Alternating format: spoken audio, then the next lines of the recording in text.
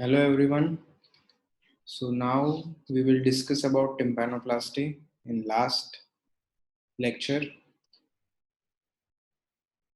I discussed about myringoplasty. Now it is we are going to discuss on tympanoplasty. So if we consider historical background on tympanoplasty, this is not much important, but in 1878, Berthold started using full thickness skin graft. Then in 1921, under operating microscope, which is monocular, while in 1922 binocular operating microscope were used, and in 1953 Zeiss operating microscope, which is commercially available and which we use.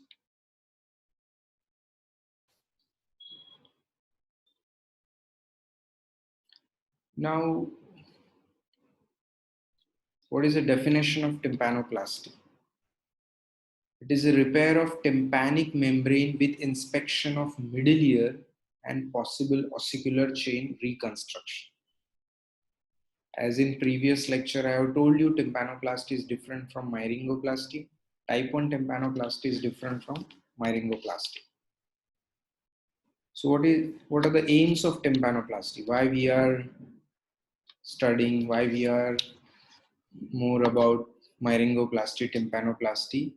The aim is to prevent recurrent disease, improve hearing, and provide a dry ear canal and enable patient to bath and swim freely. So I'll repeat it again.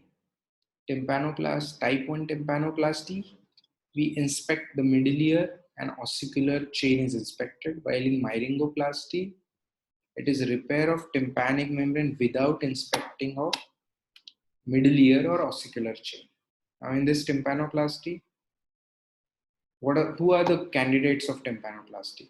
In whom we will do tympanoplasty? In which there is perforation of tympanic membrane.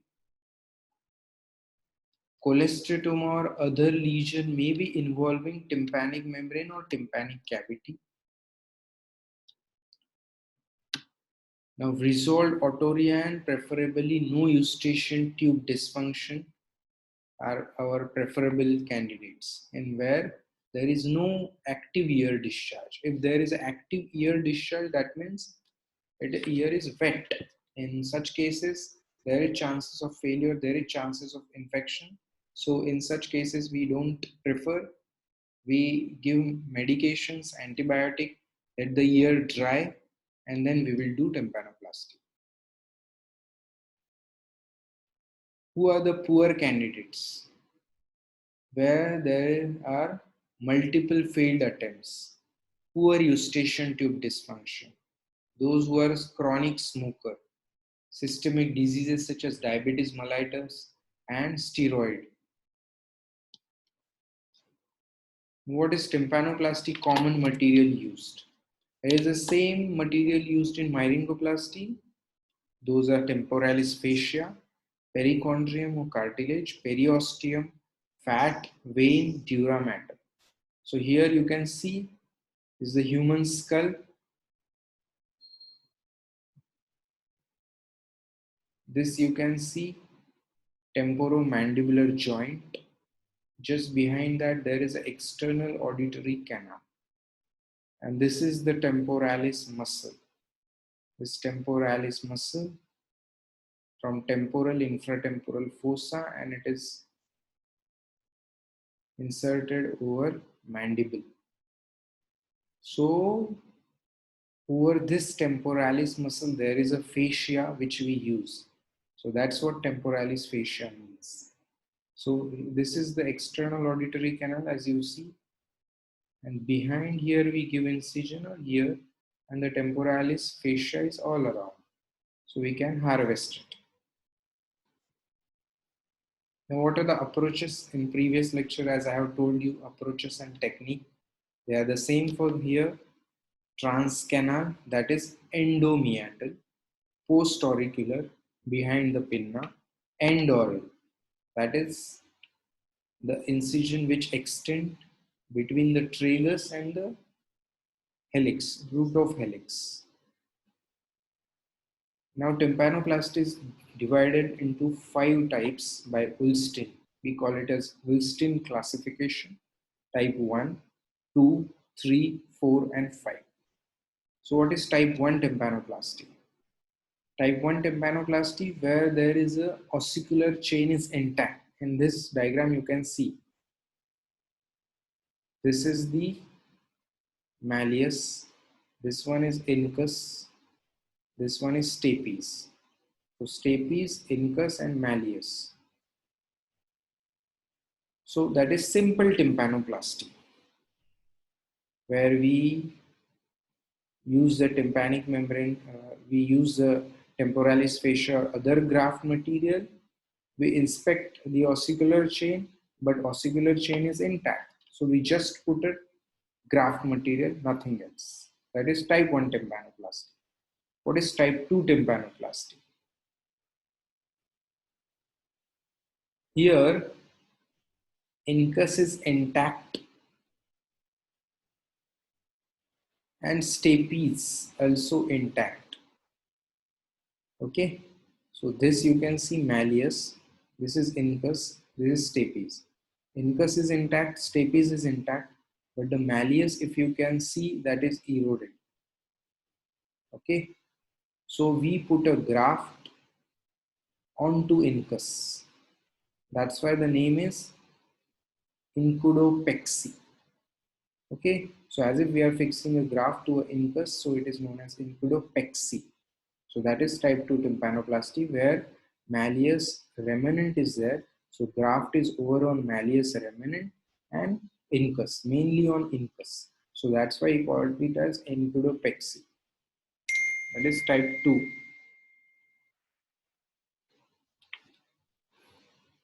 Then there is type 3 tympanoplasty. What is there in type 3 tympanoplasty? Now, if you see in this diagram, incus is not there, malleus is not there. So graft is directly on a stapes head. This is the stapes head, if you can see. And the graft is put directly on a stapes head. Okay, directly the graft is put on a stapes head. So that is type 3 tympanoplasty, also known as columellar tympanoplasty. What is type 4? In type 3, we put the graft on stapes head. But now stapes head is absent. So what is there? Footplate of stapes is there.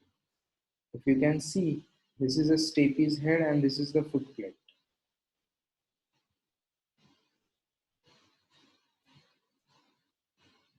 I'll tell you just a second.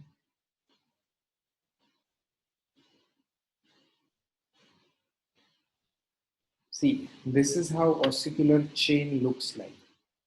Okay, this is malleus, this is incus, and this is the stapes. This is stapes suprastructure, and this is a plate-like structure. Call it as stapes footplate. So this is stapes footplate, this is incus, and this is malleus. This is a head-like structure, so we call it as a head of malleus. This is the lateral process, and this is the handle of malleus. So just two terminologies so that you will understand. So this is malleus, this is incus, and this is stapes.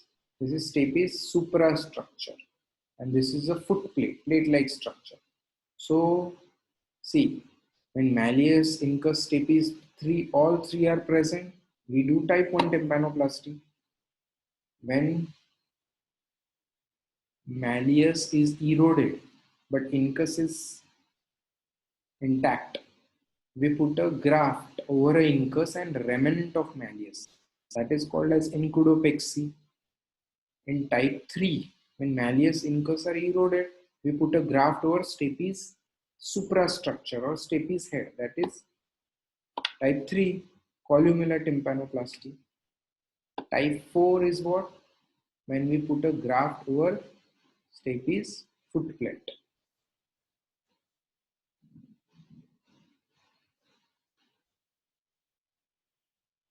So this was type 3, this is type 4. Now see, intact stapes footplate with absent or eroded stapes suprastructure. So graft cover, we cover a graft over round window. So it gives a round window baffle effect. So graft covers a round window and footplate is exteriorized. That is type 4 tympanoplasty. Now what is type 5? Where footplate is immobile and we do fenestration of horizontal semicircular canal. So type 1, 2, 3 are very much important. Type 4 and 5 are not performed nowadays.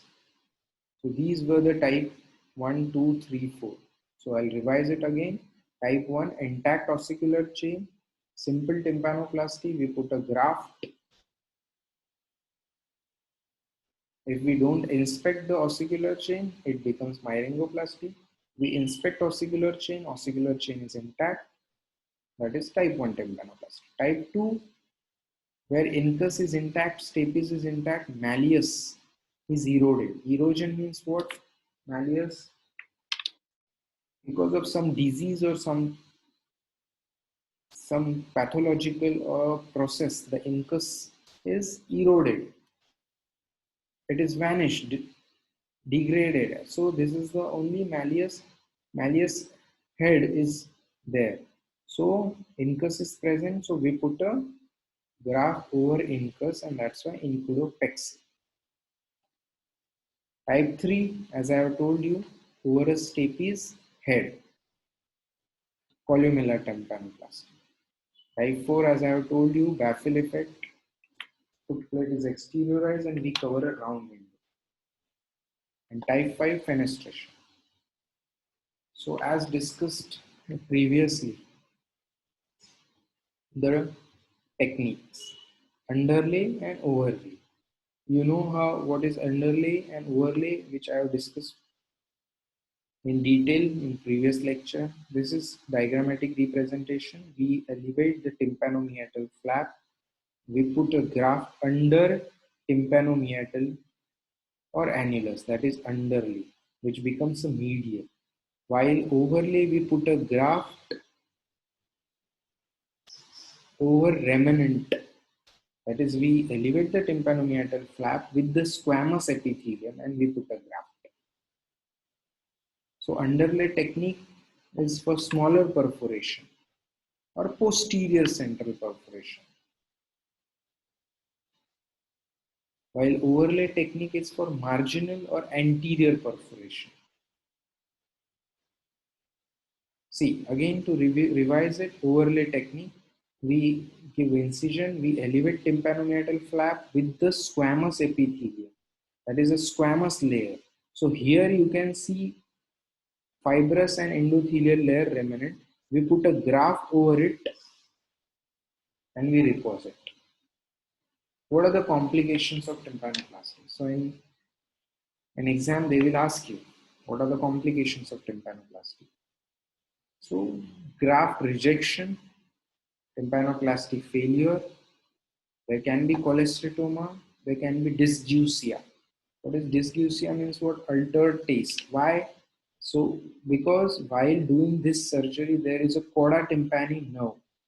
If you damage chorda tympani nerve, the taste sensation which are carried,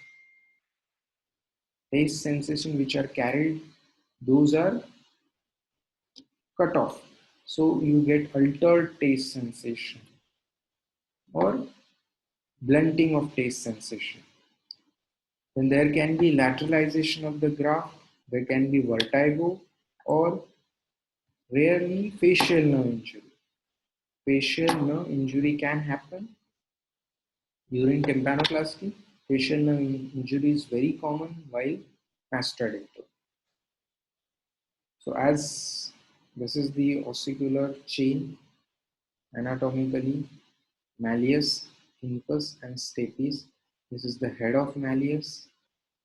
It's a lateral process, handle of malleus. This is incus, stapes head or suprastructure, and this is the foot plate. So there may be, you see tympanic membrane perforation. Because of the disease, these ossicle may get necrosed. And depending on that, we do various types of tympanoplasty, type 1, 2, 3, 4, 5. So what are the causes of this ossicular disorder? There can be chronic otitis media, trauma, it can be congenital, otosclerosis, or tympanosclerosis. So which are the common ossicular disorder where long process of incus, stapes, suprastructure, handle of malleus are eroded? So we do ossiculoplasty for that. This is very much in detail. You need not go into detail and just go in basic things.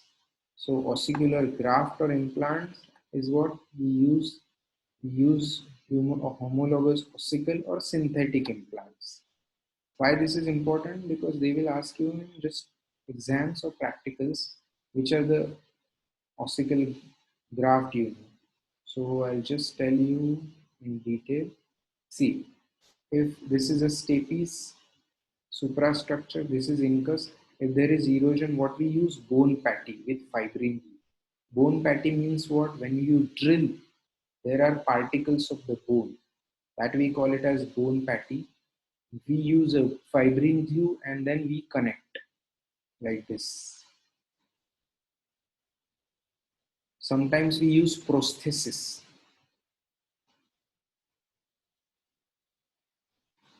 So out of these, which are the important prosthesis for you, exam point of view is PORP, PORP, and there is one more, TORP, TORP. So what is PORP? P for partial ossicular reconstruction prosthesis, and TORP is total ossicular reconstruction prosthesis. As the name suggests, PORP and TORP. Okay, TORP means what? When there is total ossicular damage is there and you want to reconstruct it. PORP is what? Partial. When there is partial necrosis that time. Can you see this is the stapes foot plate, stapes suprastructure over which we use a PORP. It is a PORP. See, this is the one end which will sit on a stapes suprastructure, and this end we will cover it with a cartilage, and over a cartilage we will put a graft. So it looks like this. While TORP is total, see, it is total ossicular reconstruction prosthesis. So how we use it? See how PORP is used. This is a stapes suprastructure over which you use a PORP, and over a PORP we put a cartilage. Why? Because if we do not cover it with a cartilage, this TORP or PORP will come in contact with tympanic membrane, and that can cause damage to the tympanic membrane or the graft. So we put a cartilage over it. Then there is this cartilage disc to protect the tympanic membrane from this artificial prosthesis. So this is what is they will ask in exam, what is PORP and what is TORP. So PORP is partial ossicular reconstruction prosthesis and TORP is total ossicular reconstruction prosthesis. So they will ask you when to use PORP, when to use TORP. TORP is used when there is stapes suprastructure is absent, only foot plate is present. So over a foot plate, we put the TORP like this. This is the handle, and over it there will be a flat structure over which we will put cartilage disc, and over this disc there will be a tympanic membrane or graft. While PORP is used when there is stapes is present, stapes suprastructure is present. So it will be used over stapes suprastructure, and then piece of cartilage will be kept. Why? Just to tell you why we are keeping this cartilage piece over PORP, because we don't want the processes to come in contact directly with the tympanic membrane or the graft. That can cause a damage. So we protect it with the help of cartilage, piece of cartilage, which we can use as a graft material. Then there is one more thing. When the stapes is fixed, that means there will be ossicles are there, but there will be a fixity of the stapes. When the stapes is fixed, that time we do stepedotomy or stapedectomy. So that is what I wanted to tell you. Important is this. So ossicular graft and implants, we use autologous, homologous, or synthetic. In synthetic, which I have told you, TORP and PORP, we can use bone patty with fibrin glue. We can use this plastic material. We can use titanium material. And we can use this hydroxyapatite polyethylene material also. We can use Teflon material also. So this is regarding tympanoplasty. To revise it again, I'll tell you types of tympanoplasty which we have learned. Type 1, 2, 3, 4, 5. Type 1, as I have told you, it is simple tympanoplasty where malleus, incus, stapes, all the three ossicles are present. So we put a graft.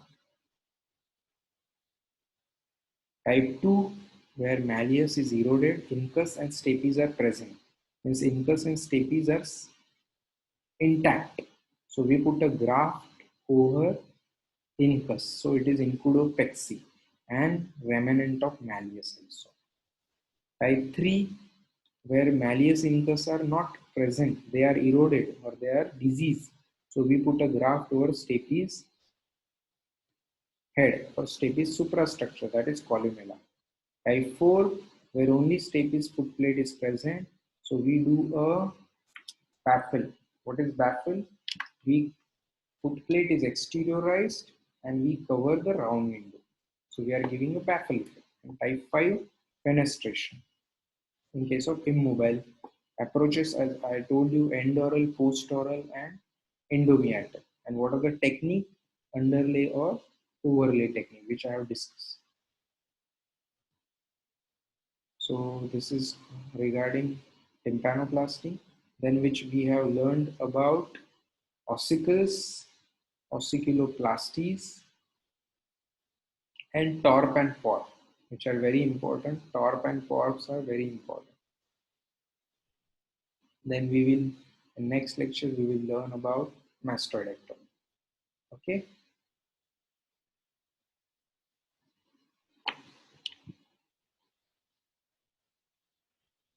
Thank you.